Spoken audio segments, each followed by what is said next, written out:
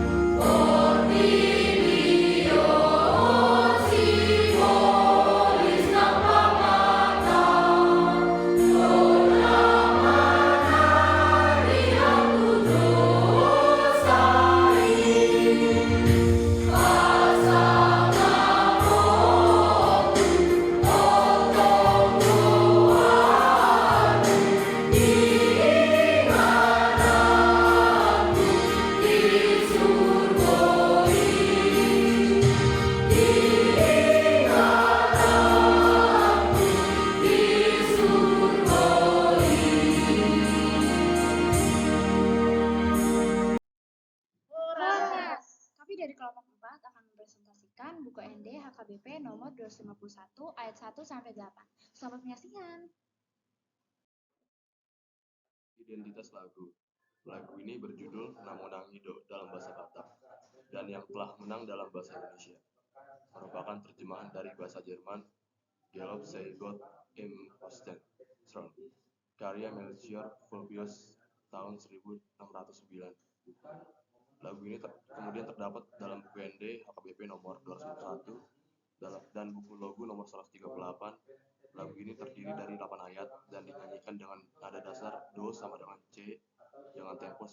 65 ketukan per menit. Tempo yang digunakan menciptakan suasana hikmat dan penuh penghayatan, sesuai dengan pesan lagu yang menegaskan kemenangan iman dalam Kristus. Asal-usul dan sejarah lagu. Lagu asli Galop Say God im Hostentorn diciptakan oleh Melchior Vulpius, seorang komponis Jerman pada era Renaissance akhir dan awal Barok. Melodi baru untuk himne ini diterbitkan dalam karyanya Einstürm Gesabung di Jena. Teks asli ditulis oleh Michael Weib pada tahun 1531. Kemudian Vulpius mengubah melodi baru yang hidup dan penuh sukacita untuk teks himne yang sudah ada. Melodi Vulpius menjadi sangat populer di kalangan umat Kristen Protestan hingga akhirnya diterjemahkan ke berbagai bahasa, termasuk Indonesia dan Batak. Latar belakang pengarang. Melchior Vulpius lahir di Wasungen, Thuringia, Jerman sekitar tahun 1570. Ia berasal dari keluarga sederhana dan mendapatkan pendidikan musik awalnya dari Johannes Steurlein di kampung halamannya. Vulpius kemudian belajar dengan Thomas Walliser di Speyer, di mana ia terpapar pada prinsip-prinsip musika poetika, sebuah gaya komposisi yang menekankan hubungan antara teks dan musik.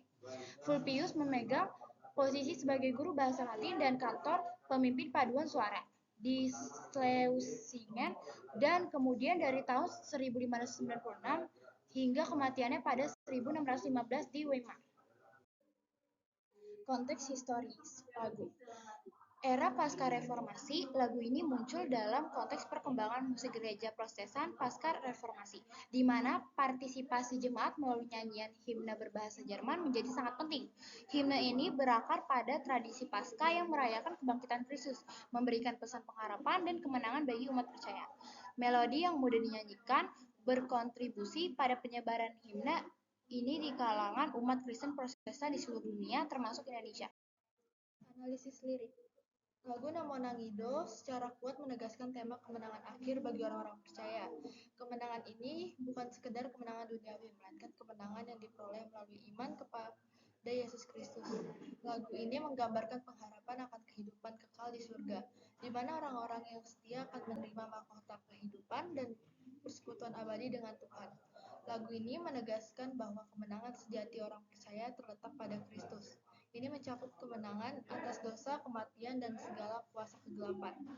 Ayat Alkitab pendukung pada lagu ini yaitu 1 Korintus 15 ayat 57. Tetapi syukur kepada Allah yang telah memberikan kepada kita kemenangan oleh Yesus Kristus Tuhan kita, dan Roma 8 ayat 37. Analisis isi ayat lagu. Analisis lirik yang pertama yaitu yang telah menang kelak akan memakan buah pohon kehidupan kekal. Tak lagi melihat penderitaan dan kuasa maut telah dikalahkan. Tenang hatinya, dihibur Tuhan, dapat melangkah dengan tentram, dapat melangkah dengan tentram. Yang telah menang kelak akan memakan buah pohon kehidupan kekal. Frasa yang telah menang merujuk kepada orang-orang percaya yang setia sampai akhir dan mengatasi pencobaan dunia. Buah pohon kehidupan kekal adalah simbol kehidupan abadi dan berkat sempurna di hadirat Tuhan. Ini menjanjikan kehidupan yang kekal dan penuh dengan sukacita. Tak lagi melihat penderitaan dan kuasa maut telah dikalahkan. Kemenangan ini juga berarti bebas dari segala bentuk penderitaan, kesakitan, dan ketakutan akan kematian. Kuasa maut telah dikalahkan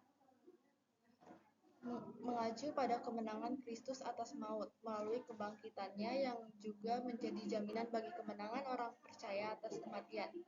Tenang hatinya, dihibur Tuhan, dapat melangkah dengan tentram, sebagai hasil dari kemenangan dan janji kehidupan kekal. Hati orang percaya akan dipenuhi dengan ketenangan dan penghiburan dari Tuhan. Mereka akan mampu menjalani hidup dengan damai dan tanpa rasa takut. Pengulangan dapat melangkah dengan tentram, menekan kedamaian dan kepastian dalam perjalanan iman mereka. Kemudian analisis lirik ayat kedua.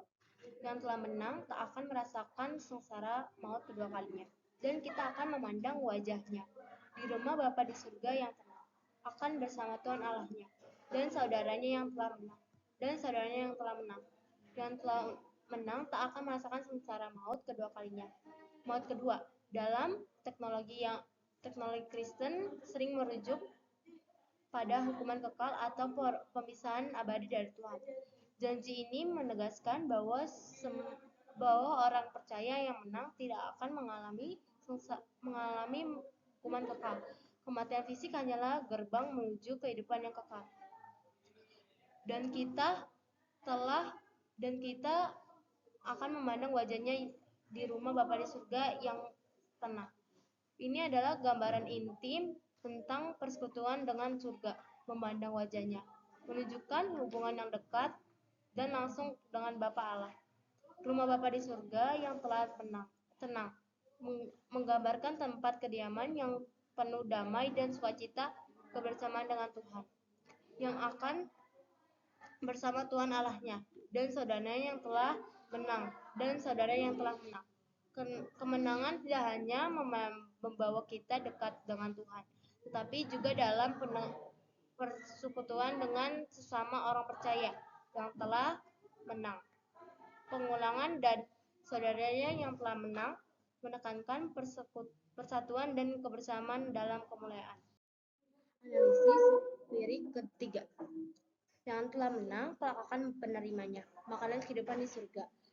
Perilaku jadi kesaksian, dan nama baru diterimanya. Yang dikurnya di batu intan, berbahagialah penerimanya, penerimanya. Yang telah menang kelak akan menerima makanan kehidupan surga.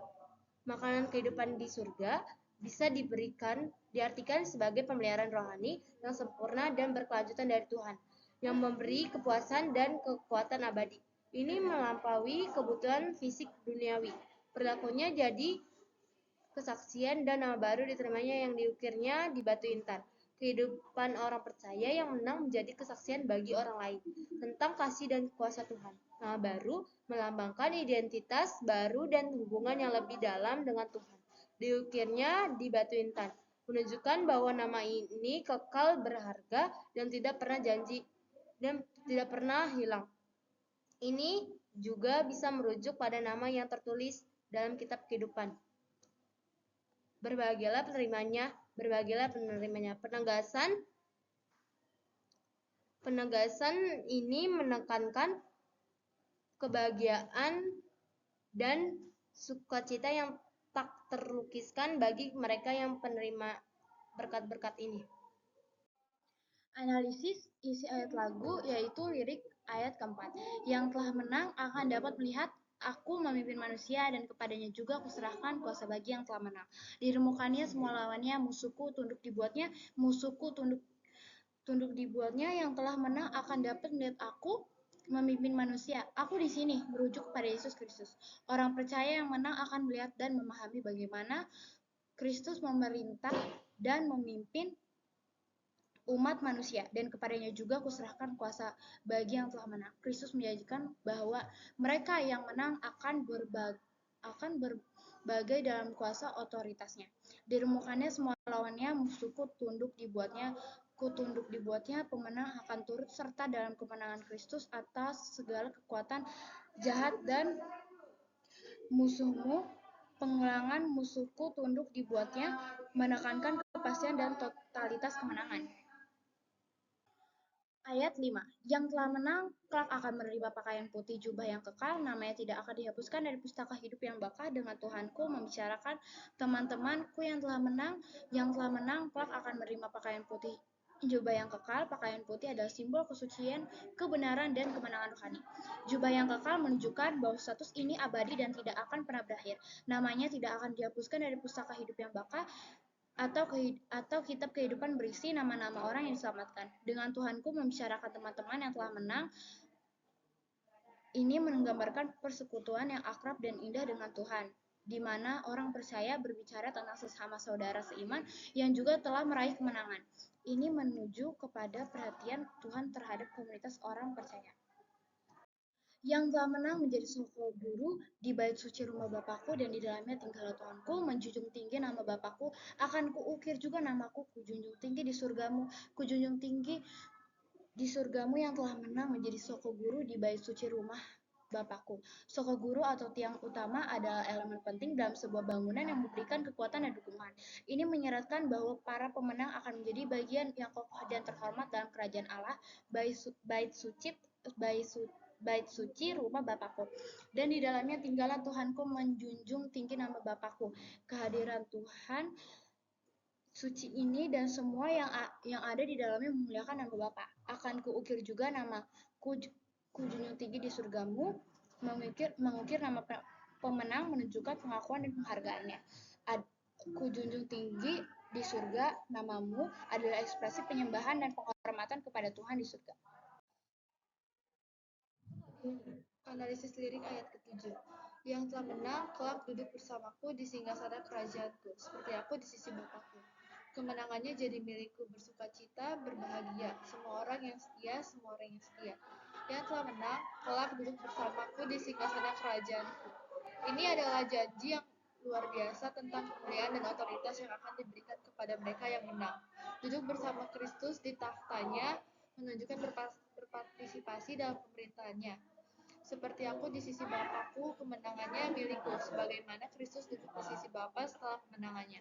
Demikian juga kemenangan Kristus menjadi milik orang percaya, memungkinkan mereka untuk berbagi dalam kemuliaannya. Bersukacita, berbahagialah semua orang yang setia.